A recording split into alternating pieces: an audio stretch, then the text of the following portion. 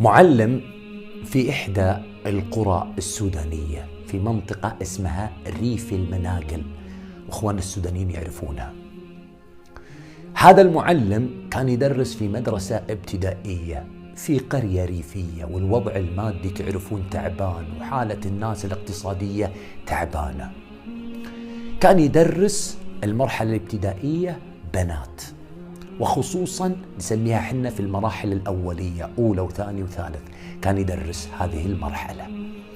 كان هذا المعلم يدرس الطالبات، وكان أثناء تدريسه للطالبات يلاحظ أنه في بنت خارج المدرسة من الشباك يشوفها واقفة تتفرج على الدرس، فكان يستغرب منها. طبعا طقس عن حالها وعرف إنها بنت فقيرة، أبوها متوفي وهي تعيش مع أمها، وعندها أخوانها الصغار، هي تساهم مع أمها في تربية أخوانها الصغار. خلاصة الكلام، كان هو يستمر في شرح دروسه، وكانت البنت هذه تبيع الخبز جنب المدرسة، ولما تبدأ الدروس تبدأ هي تتابع الدروس من الشباك من برا، لأنها ما تقدر أنها تنضم للمدرسة، لا وضعها المالي يسمح لها ولا مصاريف المدرسة تقدر عليها. المدرس هذا في يوم من الأيام وهو يشرح لطالباته أعطاهم سؤال صعب شوي وحط عليه جائزة، ثم تفاجأ أنه ما في واحدة من البنات الموجودات في الفصل جاوبت.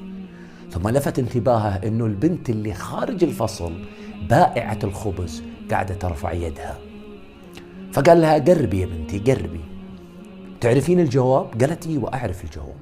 قال أعطيني الجواب. أعطته الجواب، وإذا الجواب صحيح. انبهر هذا المعلم من هذه البنت، وقرر قرار داخلي داخل نفسه إنه يتبنى هذه البنت علميا. راح وكلم مدير المدرسة وقال له هذه البنت أنا بدفع جزء من راتبي، كان راتبه ضعيف يا جماعة، بدفع جزء من راتبي مصاريف للبنت إنها تختبر الاختبارات. أنا ما أقدر أدفع مصاريفها أنها تدرس وتستمر في الدراسة في المدرسة وتحضر وتدفع مصاريف المدرسة، أنا ما أقدر، لكن أنا بدفع مصاريف حضورها للاختبارات، فتسمح لها؟ فقال له المدير ما عندي مانع، إذا بتدفع رسومها ما عندي مانع. وفعلا دفع رسومها. ثم حضرت هذه البنت وكلم المدرسين الآخرين وقال لهم يا جماعة البنت هذه ما راح تحضر معاكم في الفصل، بتحضر من الشباك، هي تبيع الخبز برا، ولما تنتهي من بيع الخبز أول الصباح وفي الفسحة تحضر معاكم عن طريق الشباك. وافقوا كل المعلمين، وفعلا بدأت البنت تحضر الدروس وتدرس. المفاجأة العظيمة يا جماعة الخير إنه البنت في نهاية السنة كانت هي الأولى على المدرسة في المرحلة اللي هي تدرسها. تفاجأ الجميع من شدة نباهة هذه البنت وذكاء هذه البنت الصغيرة. ثم استمر هذا المعلم في دعمه لهذه البنت حتى تخرجت من الابتدائي، ثم انتقلت للمتوسط بنفس الطريقة، ثم انتقلت للمرحلة الثانوية أولى ثانوي. وكان في هذه اللحظة عندها أخ استطاع أنه يعمل على عربة كرو يبيع ويشتري، واستطاع أنه يضمن لأخته أنها تدخل المرحلة الثانوية. في هذا الوقت المدرس هذا حصل على عقد عمل في إحدى الدول الخليجية، وخرج هذا المعلم لهذه الدولة الخليجية وبدأ يعمل كمعلم في هذه الدولة الخليجية. وبعد سنوات، طبعا هو يتردد على السودان، وبعد سنوات، بعد حوالي مضي 16 سنة وهو خارج السودان، قرر العودة النهائية للسودان. ولما رجع للسودان كان رجع معه أحد زملائه السودانيين أيضا. كان هذا المدرس السوداني زميله عنده ابن يدرس في كلية الطب في جامعة الخرطوم، فاضطروا ذاك اليوم صاحبنا المعلم وزميله اللي هو والد الطالب هذا في كلية الطب انهم يزورون الولد هذا في كلية الطب. وراحوا فعلا وزاروا هذا الابن، وبعدين جلسوا في الاستراحة في البوفيه. وهم جالسين في البوفيه هم الثلاثة، فيه امرأة عليها بلطو أبيض ومحتجبة بحجابها وجالسة بعيد كذا تناظر المجموعة هذه بنظرات قوية جدا، نظرات غريبة جدا جدا. انتبه لها صاحبنا المعلم هذا، وقال لابن زميله اللي هو طالب كلية الطب، قال له يا ولدي شوف هذه اللي قاعدة تناظرنا من اليوم طالع فينا، يا أخي انتبه لها، شوفها يا ابني من هذه.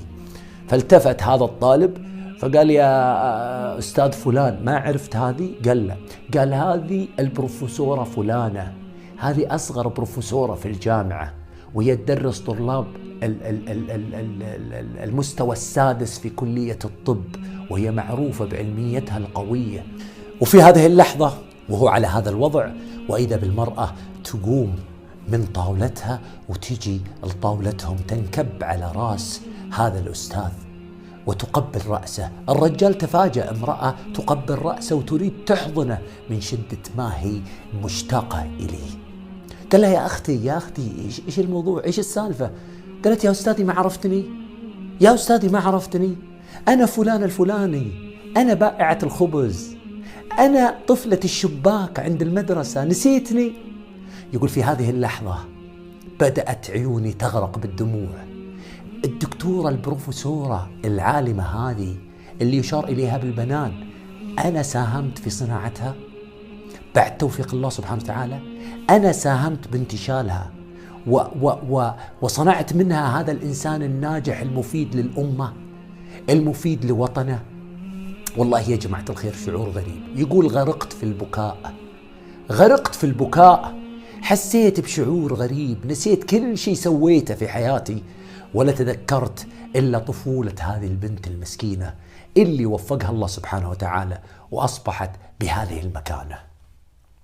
يقول كفكفت دموعي، ثم عزمتنا على بيتهم ورحنا لبيتهم استقبلتني والدتها واخوانها استقبال حافل وأكرموني أيما إكرام. حسيت فعلا بقيمة المعلم الحقيقي.